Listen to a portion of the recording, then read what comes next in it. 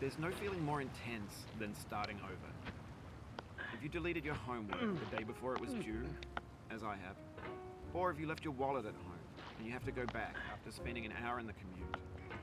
If you won some money at the casino and then put all your winnings on red but it came up black.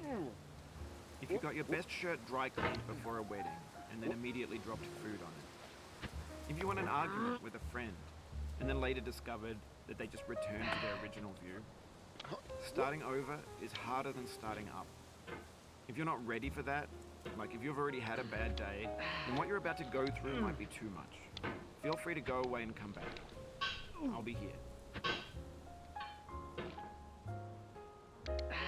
Alright, thanks for coming with me on this trip.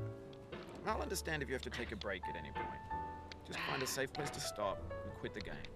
And don't worry, I'll save your progress, always. Even your mistakes. This game is a homage to a free game that came out in 2002 titled Sexy Hiking. The author of that game was Jazuo, a mysterious Czech designer who was known at the time as the father of B games. And B games are rough assemblages of found objects. Designers slap them together very quickly and freely, and they're often too rough and unfriendly to gain much of a following. They're built more for the joy of building them than as polished products. In a certain way, Sexy Hiking is the perfect embodiment of a B game.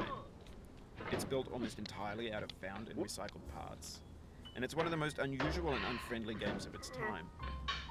In it, your task is simply to drag yourself up a mountain with a hammer.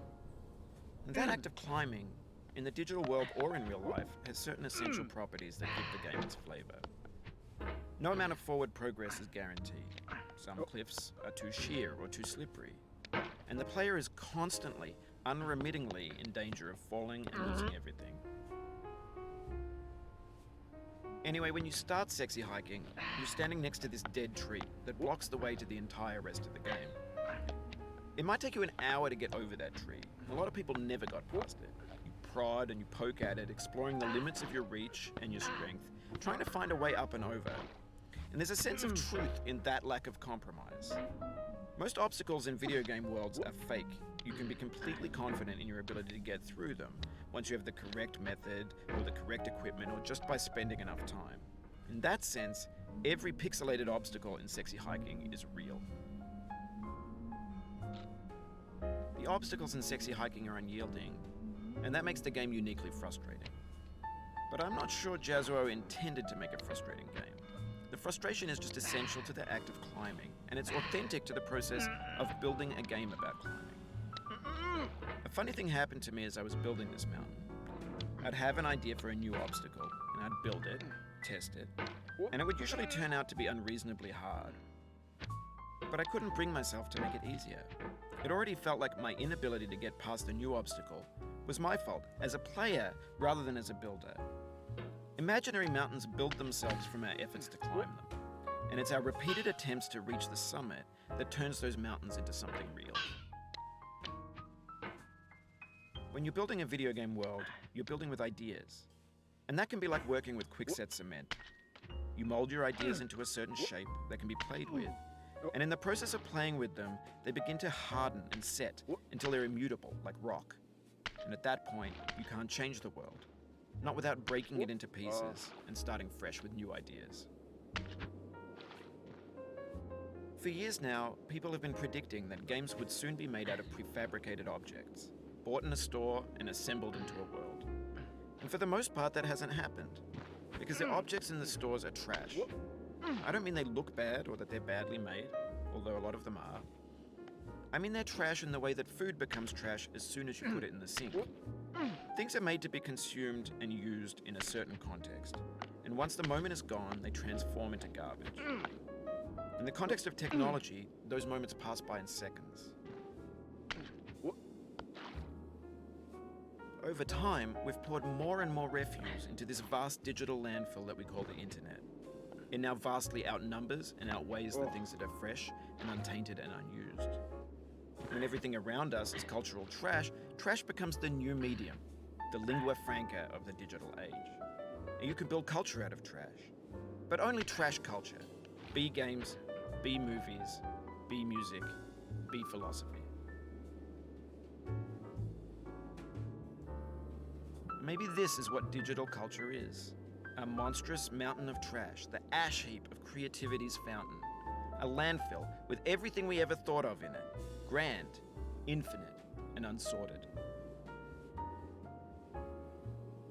There's 3D models of breakfast, Gen X's fanfic novels, scan magazines, green screen Shia LaBeouf, banned snuff scenes on LiveLeak. Facebook's got lifelike bots with unbranded adverts and candid shots of Kanye and Taylor Swift mashups, car crash epic failed GIFs, Russian dashcam vids, discussions of McRibs, discarded, forgotten, unrecycled, muddled, rotten, untitled. Everything's fresh for about 6 seconds, until some newer thing beckons, and we hit refresh. And there's years of persevering, disappearing into the pile, out of style, out of sight. In this context, it's tempting to make friendly content that's gentle, that lets you churn through it but not earn it. Why make something demanding if it just gets piled up in the landfill, filed in with the bland things? When games were new, they wanted a lot from you. Daunting you, taunting you, resetting and delaying you. Players played stoically. Now everyone's turned off by that. They want to burn through it quickly. A quick fix for the fickle, some tricks for the clicks of the feckless. But that's not you, you're an acrobat. You could swallow a baseball bat. Now I know, most likely you're watching this on YouTube or Twitch, while some dude with 10 million views does it for you. Like a baby bird being fed chewed up food. That's culture too. But on the off chance that you're playing this, what I'm saying is, trash is disposable, but maybe it doesn't have to be approachable. What's the feeling like? Are you stressed? I guess you don't hate it if you got this far. Feeling frustrated? It's underrated. An orange is sweet, juicy fruit locked inside a bitter peel. That's not how I feel about a challenge. I only want the bitterness. It's coffee. It's grapefruit. It's licorice. It feels like we're closer now. Composer and climber, designer and user. You could have refused, but you didn't. There was something in you that was hidden, that chose to continue. It means a lot to me that you've come this far, endured this much. Every wisecrack, every insensitivity, every setback you've forgiven me is a kingly gift that you've given me. We have the same taste, you and I. It's not ambition, it's ambition's opposite. An obdurate mission to taste defeat. You'll feel bad if you win, so I put this snake in for you.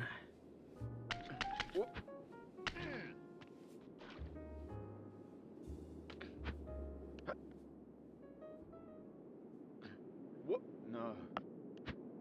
Ooh.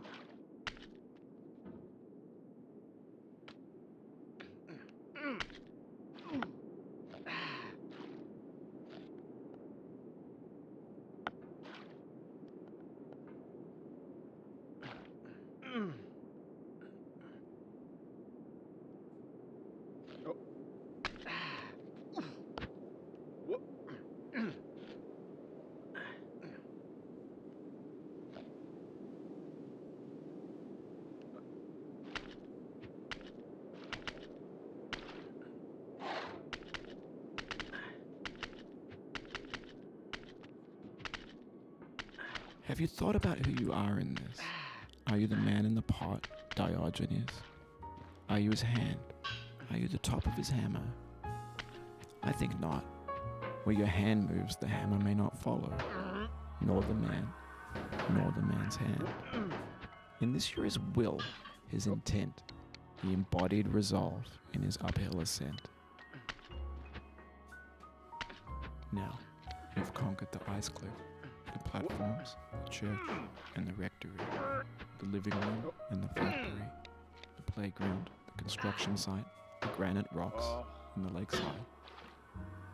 You've learned to hike. There's no way left to go but up, and in a moment I'll shut up. But let me say, I'm glad you came.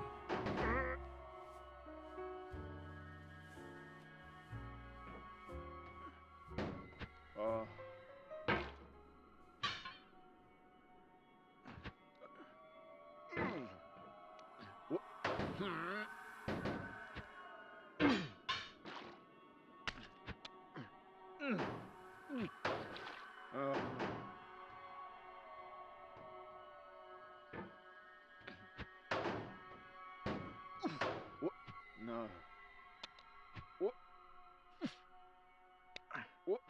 I dedicate this game to you, the one who came this far. I give it to you with all my love.